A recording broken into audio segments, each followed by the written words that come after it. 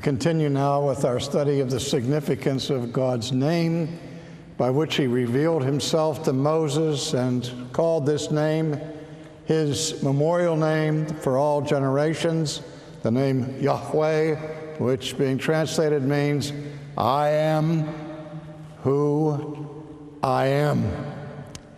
Now, in the age in which we live, we see that the Christian faith is constantly under attack in the secular world, and the guns of criticism are aimed chiefly at one target, and that target is the idea of creation. Because every secularist understands is this, that if you can repudiate and refute the biblical concept of creation, you have dealt the mortal blow against Christianity and against all religion. And we hear in the criticisms a cynical statement that the idea that the universe is created by God, a personal, transcendent, immutable being, is unscientific, it is illogical, and it is basically a myth. And that's the critique that we hear all the time. Of course, in recent years, we've seen the tremendous conversion of Anthony Flew from atheism to theism in England, the man who once invented a parable that was called by his name Flew's parable, where he tried to discount any real evidence for the existence of God. And in his later years, he came to theism for this reason. He understood that apart from the God hypothesis, science itself would be impossible. Now we go back to the 18th century Enlightenment to understand the seeds of the skepticism that we encounter every day. The principal thesis of the Aufklärung, or the Enlightenment, was the thesis that declared this, that the God hypothesis is no longer necessary for modern science to account for the origin of human life or for the origin of the universe. Now, prior to the Enlightenment, the medieval synthesis was such that the philosophers, even if they were not believers, had to give obeisance and genuflect at the feet of Christian philosophy because they couldn't account for this universe apart from some idea of a transcendent being. And then with the advent of the Enlightenment, all of this fell away because now the scholars came along and said, we can explain the universe, we can explain life in its origin without an appeal to some transcendent deity. And some of those among the French encyclopedists publicly declared themselves the personal enemies of God. And they said, we know now how the universe came into being and how life originated. It came to pass through what they called spontaneous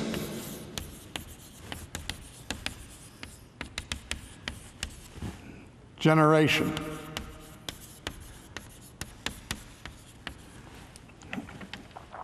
They would look at mud puddles. There were no frogs in the mud puddle. And all of a sudden they would see tadpoles swimming around the mud puddle, and they say, oh, voila. Where did they come from? They didn't think about birds flying over and dropping eggs into the water. But the way it was is that these things just, poof, came into being through their own power. That is, they were self-created. That's the idea of spontaneous generation. Now, let me just back up for a second and say this.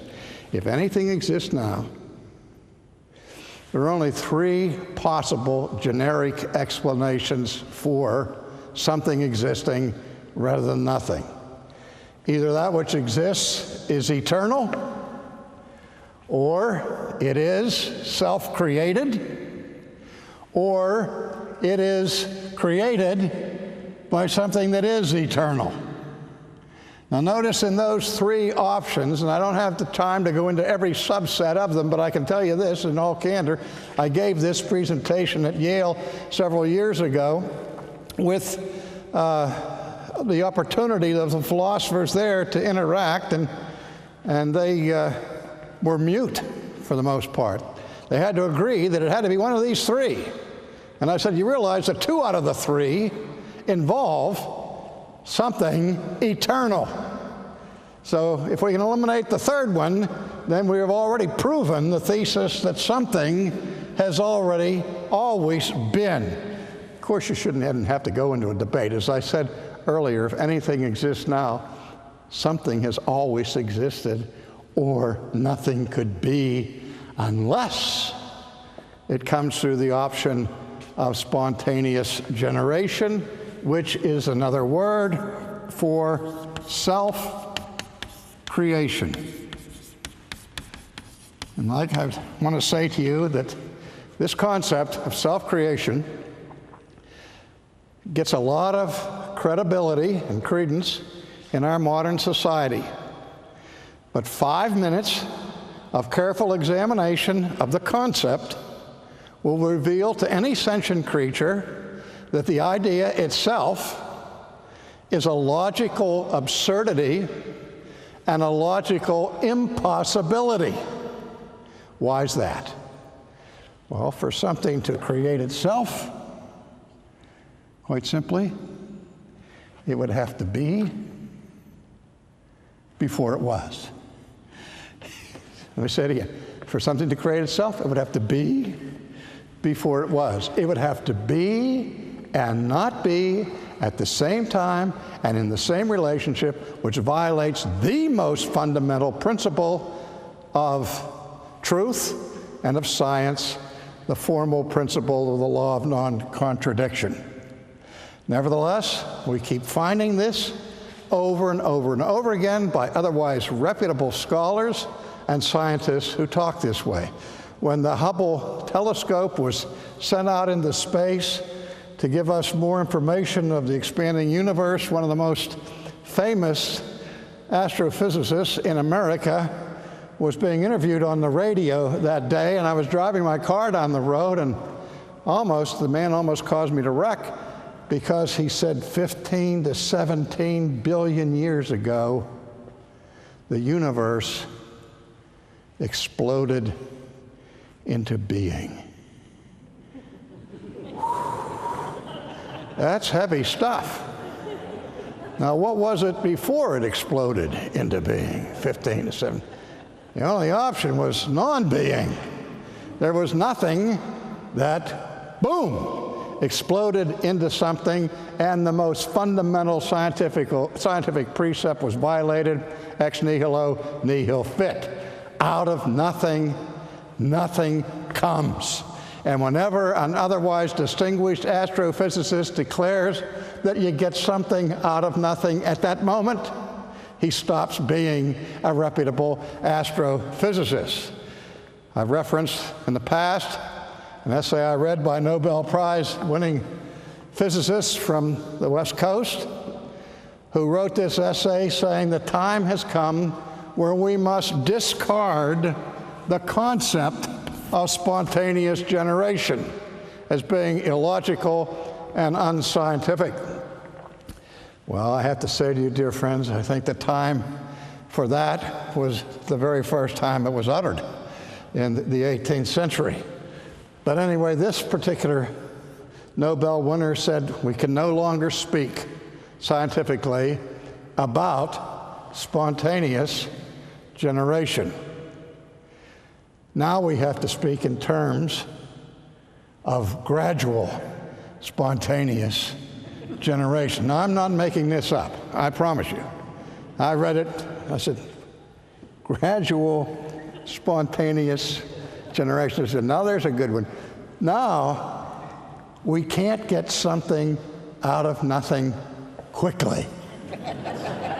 we have to be patient and wait long enough for something to give us, for nothing to give us something.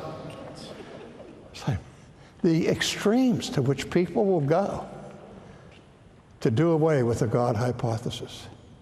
I think one of the most brilliant philosophers, I've already mentioned him once in this course, of the 20th century was Jean-Paul Sartre, the French existential philosopher, in his massive work on being and nothingness. And in that he argues that if God exists, then morality is impossible, because for morality to be significant, people have to not only be free, but they have to be autonomous.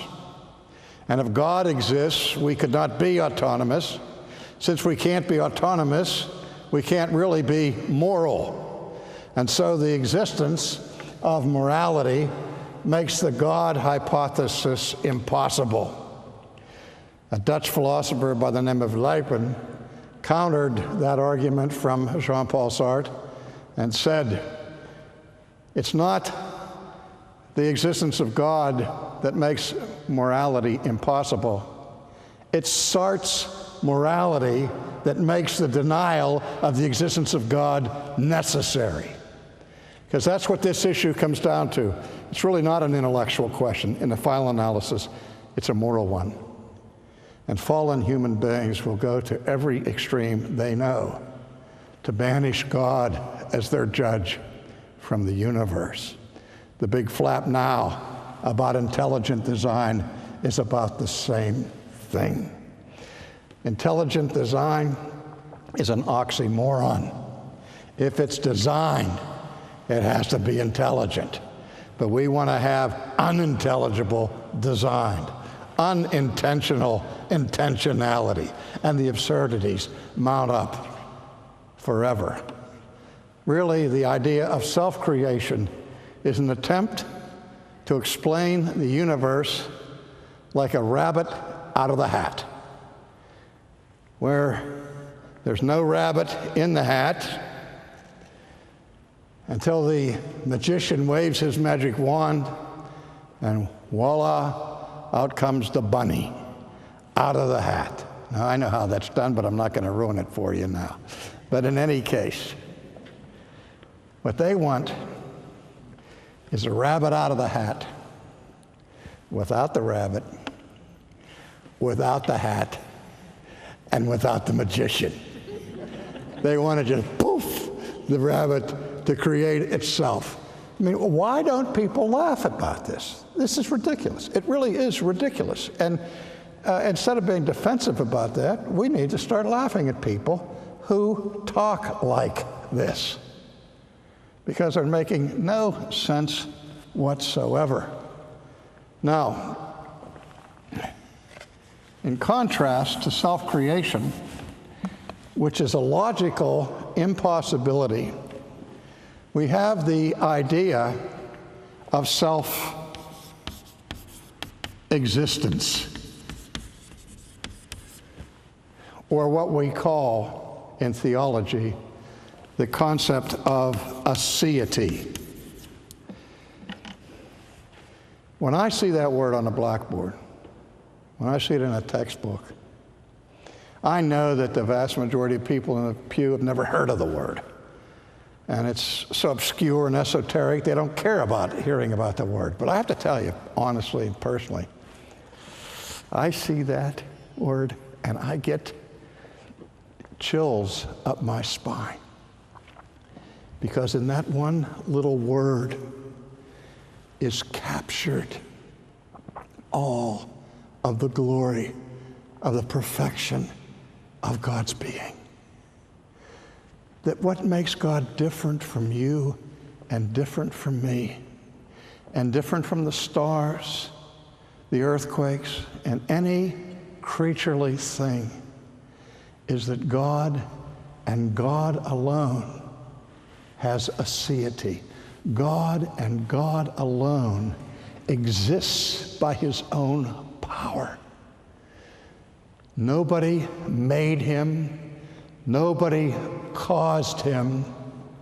His existence is in and of himself, which differs, again, from every creature. You had mothers and fathers. You are not self-existent. I am not self-existent. Cars are not self-existent. Stars are not self-existent. Only God has the concept of self-existence. But you say, wait a minute. Here's where people stumble all over the place.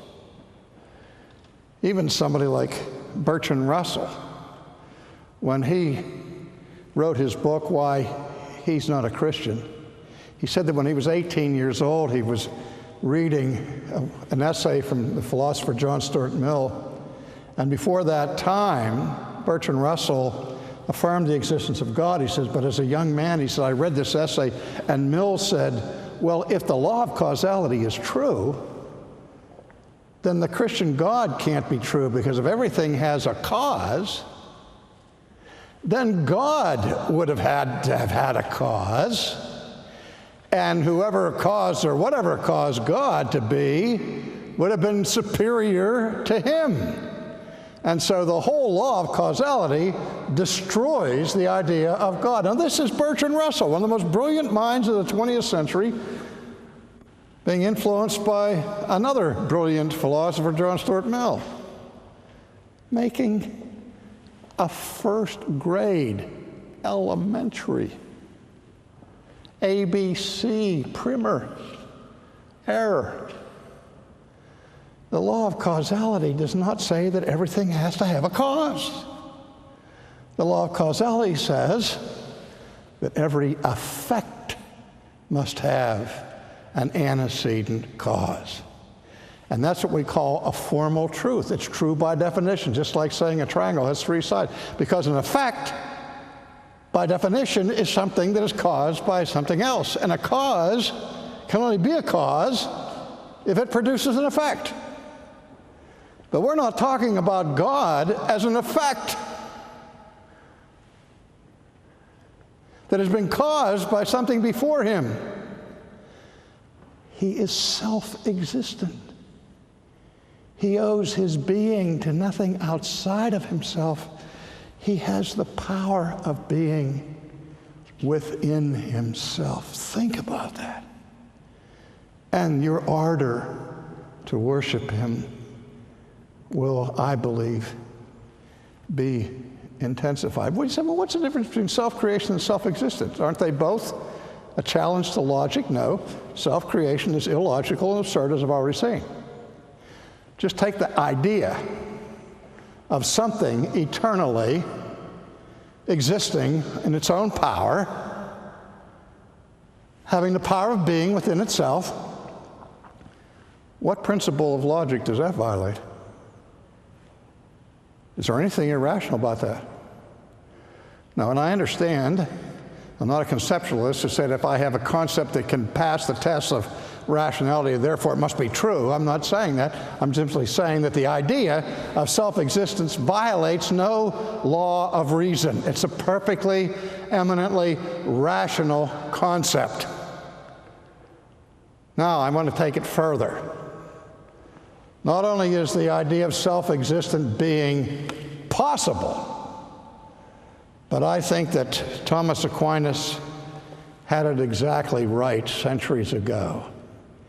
He said God's being, unlike any other thing that exists, is what Thomas called necessary being. Now, this is a tough idea. I want to help you wrap your arms around it and your head around it. What Aquinas meant by necessary being is two things. One, a necessary being is a being who cannot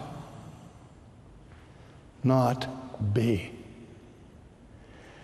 It is by the sheer necessity of its eternal being, of its aseity.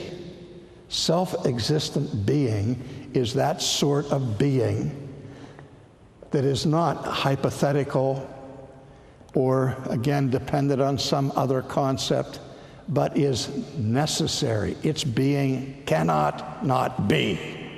God can't not be. He is I am, eternally and forever. And not only is God's being necessary, the kind of being that cannot not be, so that it's ontologically necessary, but it's also logically necessary. Going back to what I've been saying all along, that if anything exists now, something, somewhere, somehow must have aseity, must have the power of being within himself that is not derived from something outside himself. This is being.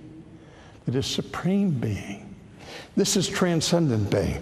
Let me be real quick with this last word, transcendence. When we talk about God's transcendence, we're talking about that way in which God is greater and superior to anything in the finite created world. He's above and beyond it. And even philosophers who wrestle with the stuff I've been saying this night, they will agree that yes, somewhere, somehow, something must have the power of being, or nothing could be. Something has to be eternal, and if it is eternal, it's eternal because it can't stop being. And they say, but why, with all of this stuff in the universe that is created and undergoes change and mutation, why can't there be some pulsating core within the universe from which everything else derives? Why do we have to say that we need a transcendent being? Now here's where I want you to think carefully. When we use the word transcendent with respect to God, we're not talking about geography. We're not talking about where God lives. And when people say they recognize that there has to be some self-existent eternal being, but they don't want it to be transcendent, don't you realize that if it is self-existent, and if it is eternal, and if it is pure being, that is by definition transcendent. It's a higher order of being. Not that it lives in a higher part of the universe. But I don't care whether it's in California or east of the sun and west of the moon. If you have anything that is self-existent, eternal, has the power of being within itself, then by that very definition, it transcends everything else in the universe. And it is that about which God calls himself I am.